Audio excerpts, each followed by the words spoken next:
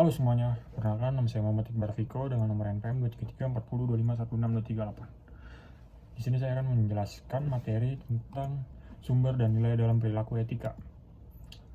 Nah, di slide pertama ini saya akan menjelaskan nilai apa sih nilai etika itu. Jadi nilai etika itu prinsip moral yang menjadi acuan bagi individu maupun kelompok yang membedakan tindakan yang benar atau yang salah. Jadi nilai ini menjadi landasan perilaku yang dinilai baik, adil, dan layak di dalam masyarakat. Jadi etika ini tidak hanya terbatas pada aturan formal, tapi juga mencerminkan keyakinan batin seseorang tentang tindakan yang patut dicontoh. Di slide kedua ini ada studi kasus kejujuran dalam dunia kerja. Nah, jadi dalam perusahaan keuangan ini ada staf keuangan yang menyadari bahwa ada kesalahan dalam penulisan laporan bulanan dalam perusahaan tersebut. Nah, yang melakukan kesalahan ini yaitu rekan kerjanya, yaitu sekaligus sahabatnya. Nah, jika dilaporkan bahwa sahabatnya ini mendapatkan sanksi atau bahkan diberhentikan oleh atasan perusahaan tersebut. Nah, namun jika didiamkan, maka perusahaan akan mengalami kerugian yang sangat besar. Tapi sebuah staf keuangan yang ini menganggap lalai dalam pekerjaannya. Nah, dalam kasus tersebut menjadi pembelajaran bahwa nilai etika dalam dunia kerja sangat penting untuk menjaga integritas pribadi dan profesional. Tindakan yang jujur dan bertanggung jawab ini dapat membantu membangun budaya kerja yang sehat meskipun kadang menimbulkan dilema. Di slide ketiga ini ada nilai etika dalam hidup. Nilai etika dalam hidup merupakan prinsip-prinsip moral yang dijadikan pedoman dalam bertingkah laku dan sehari-hari, baik dalam hubungan diri sendiri, orang lain, maupun lingkungan sekitar. Nah, di slide ini ada beberapa contoh nilai etika dalam kehidupan sehari-hari, yaitu dengan kejujuran, tanggung jawab, keadilan, menghormati orang lain, kerja keras, disiplin. Di slide keempat ini ada hak dan kewajiban individu.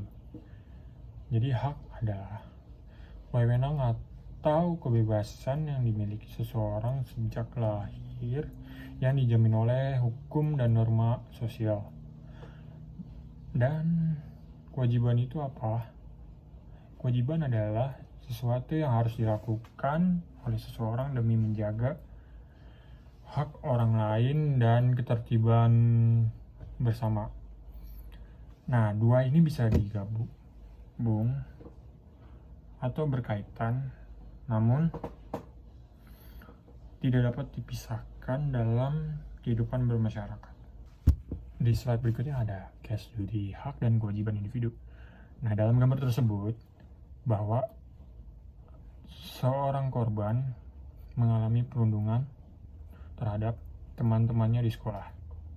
Nah, jadi seorang korban ini tidak terima bahwa dia dirundung oleh temannya sekolah ini karena merasa terancam. Jadi si korban ini melaporkan ke pihak yang berwenang atau yang berwajib agar masalah ini selesai atau tidak akan ada lagi yang melakukan perundungan, agar pelaku mendapat efek yang jerak atau hukuman yang sangat jerak untuk tidak akan dilakukan lagi. Nah, di slide ketujuh ini ada peduli dan menghargai orang lain. Yang pertama ini apa sih sebenarnya peduli itu? Peduli itu penting gak sih? Penting banget. Jadi peduli itu sikap perhatian dan ingin menolong orang lain. Contoh kayak bergotong royong kan, itu banyak sekali di lingkungan sekitar kita itu, tetangga kita itu bergotong royong satu sama lain untuk agar lingkungan sekitarnya itu bersih dari kotoran. Nah, selanjutnya ini ada menghargai orang lain. Menghargai orang lain itu juga penting loh, karena kita bisa menghormati yang lebih tua terus menghargai perasaan, pendapat, serta hak dari orang lain tersebut. Nah, slide berikutnya ada case study dari peduli dan menghargai orang lain. Yang saya ambil itu seorang siswa yang tidak mau membantu teman yang kesulitan belajar, atau seorang anggota keluarga yang selalu mengejek anggota keluarga lainnya karena penampilan atau pendapatnya. Sikap tidak peduli dan tidak menghargai ini dapat berdampak negatif bagi individu dan lingkungan sekitar kita.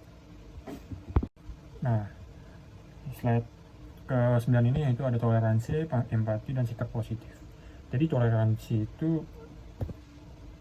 adalah sikap menghargai dan menghormati perbedaan antara agama, suku, budaya, maupun pendapat demi menciptakan kehidupan yang damai dan harmonis. Nah, yang kedua ini ada empati. Empati itu apa sih? Empati itu kemampuan untuk memahami dan merasakan apa yang dirasakan orang lain dari sudut pandang mereka. Nah, yang ketiga ini ada sikap positif. Sikap positif ini adalah cara berpikir dan bertindak yang menunjukkan optimisme, semangat, dan pandangan baik terhadap diri sendiri, orang lain, serta situasi yang dihadapinya. Nah, pokoknya dalam case studi toleransi, empati, dan sikap positif ini banyak sekali yang terjadi di Indonesia, yaitu seperti agama-agama yang bertoleransi besar di Indonesia itu kayak agama Hindu, Konghucu, Kristen, Islam. Mereka saling toleransi satu sama lain untuk menciptakan kehidupan yang harmonis. Yang di empati juga banyak sekali di Indonesia, karena kita sebagai manusia harus memahami apa yang dirasakan teman kita sendiri, yaitu kayak lagi sedang curhat itu. Nah, yang terakhir ini ada sikap positif. Jadi banyak sekali juga di lingkungan kita itu sikap positif itu